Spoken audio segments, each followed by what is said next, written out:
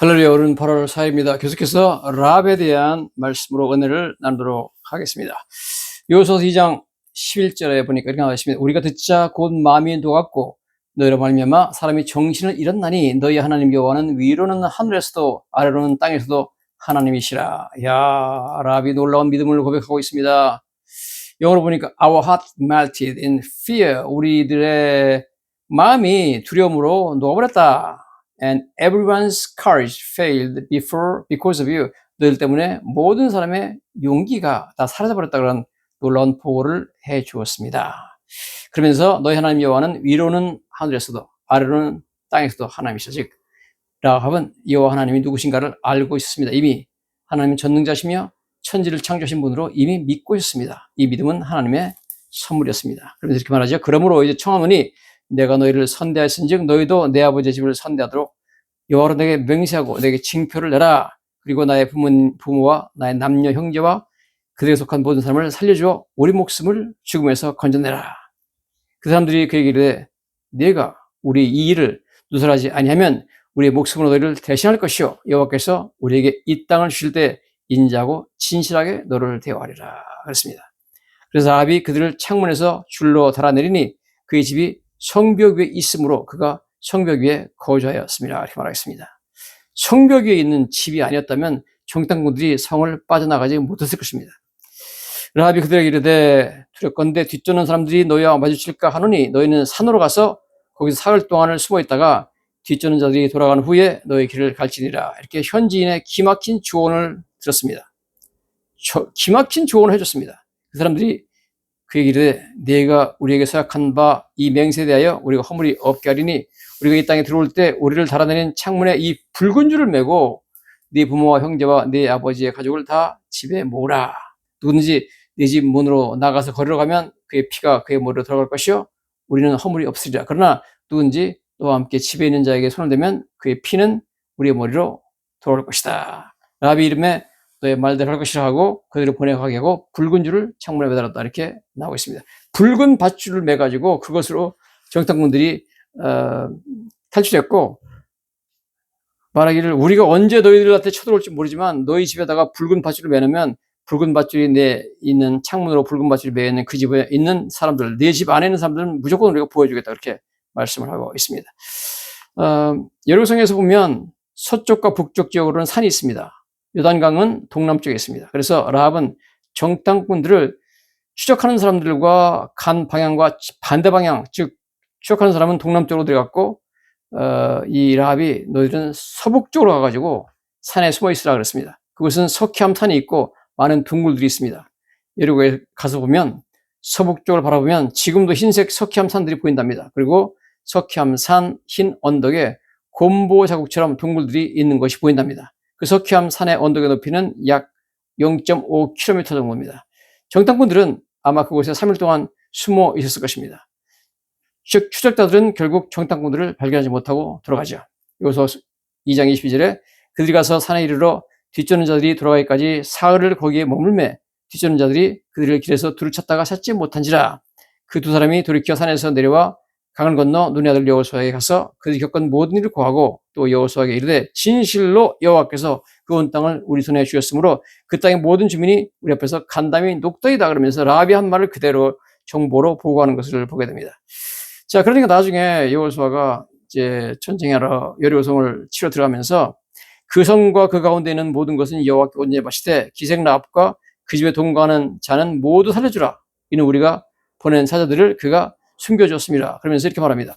여호수아가 그 땅을 정탐한 두 사람에게 이르되 그 기생의 집에 들어가서 너희가 그 여인에게 맹세한 대로 그와 그에게 속한 모든 것을 이끌어내라 하며 정탐한 젊은이들이 들어가서 라합과 그의 부모와 형제와 그에 속한 모든 것을 이끌어내고 또 그의 친족도 다 이끌어내어 그들을 이스라엘 진영에 밖에 두고 여호수아가 기생 라합과 그의 아버지의 가족과 그에 속한 모든 것을 살렸으므로 그가 오늘까지 이스라엘 중에 거주하였으니 이는 여호수아가 여리고를 정탐하라고 하는 사자들을 숨겼습니다. 이렇게 말씀을 하고 있습니다. 하나님께서는 가나안 족속을 심판하기 위해서 죄악을 심판하기 위해서 이스라엘 백성들을 도구로 사용하였습니다.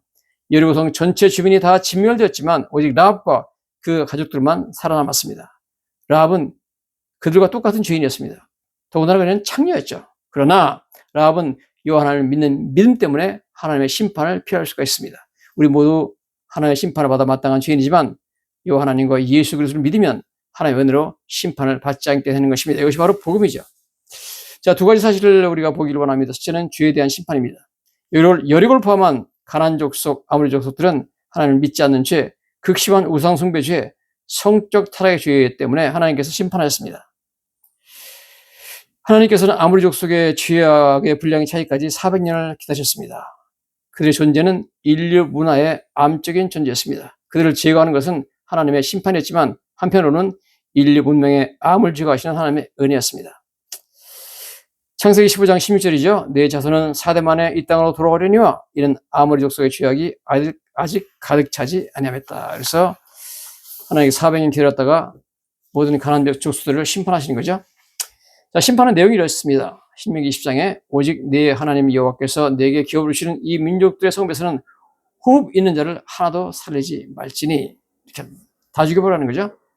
옛날 시골에서 겨울에 논밭에 불을 질러가지고 병충해를 예방하는 것을 했습니다. 그래서 겨울 되면은 논밭에서 불을 질러가지고 새까맣게 태우죠. 그러면은 거기 붙어있던 여러 무슨 벼멸구 이런 애벌레들이 다 죽어버리잖아요. 그래서 불로 심판해가지고 그 다음에 병충해를 막는 그런 방법을 써서 정화시키는 것입니다. 마찬가지로 하나님께서 인류의 암적 존재, 우상숭배와 성격 타락으로 물들어 있던